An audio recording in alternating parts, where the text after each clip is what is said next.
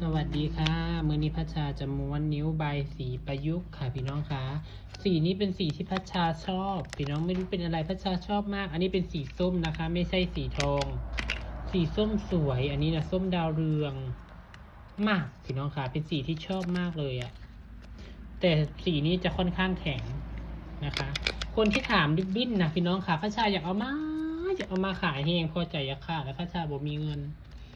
ดิบบินเอามาแต่ละเทื่อพัชชาใช้เงิน3 ถึง 4 หมื่นบาทพี่น้องบริไซน์น้อยๆเดี๋ยวเอาดิบบินลงนะเพราะว่ามันหลายสีดิพี่น้องหลายสีเขาเอามา4 ละ 100เอาเป็นเงินเท่าไหร่ละจ้าว่าดิบบินมีตั้ง10 กว่า4 ละ 100กว่าม้วน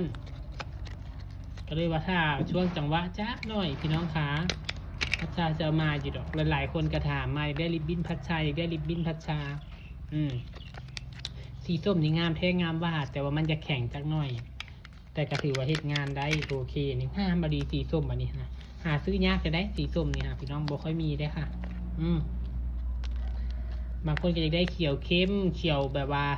เขียวนิ่นเขียวเข้มเขียวเก็ดหน้ากันนะมีค่ะพี่น้องคะแต่ยังไม่ได้เอามานะคะถ้าจักหน่อยพี่น้องกายฟื้นตัวจักหน่อยเสียเอามาอยู่ดอกค่ะพี่น้องคะริบบิ้นก็ได้มองอื่นก็มีอยู่ค่ะบอกคาบ FC ว่าอยากได้กับพัชชาแปลว่าดีใจพี่น้องได้ยิน FC ว่าแนวนี้แหละก็ได้ดีอกดีใจเด้อสำหรับคนที่อยากเรียนทำใบสีอยากไปหาพัชชาอยู่บ้านอยากไปเรียนทำใบสีถ้าแป๊บนึงให้ค่อยมีที่พักที่เซาให้เรียบร้อยให้สถานที่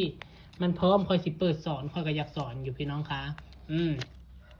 หลายคนก็อยากมาหาอยู่อุดรแน่อยู่บึงกาฬแน่อยู่ชัยภูมิแน่อยู่เลยแน่พวกอยู่ไกลๆบ่ได้ว่าจะอยู่ใกล้ๆเชียงใหม่เชียงรายก็อยากมาพะนะพี่น้องจ๋าก็เลยว่าอยากให้มีที่พักที่เซาที่นอนให้ FC มาก็มีที่พักที่เซาที่นอนบ่ต้องลำบากไปเซาโรงแรมนะเอาอยากพร้อมทุกอย่างก่อนจังจับสิเปิดสอนนะเอาถ้าเบิ่งตอนประกอบค่ะพี่น้องค่ะตอนเข้าช่ออันนี้มาเฮ็ดนิ้วให้เบิ่งค่ะ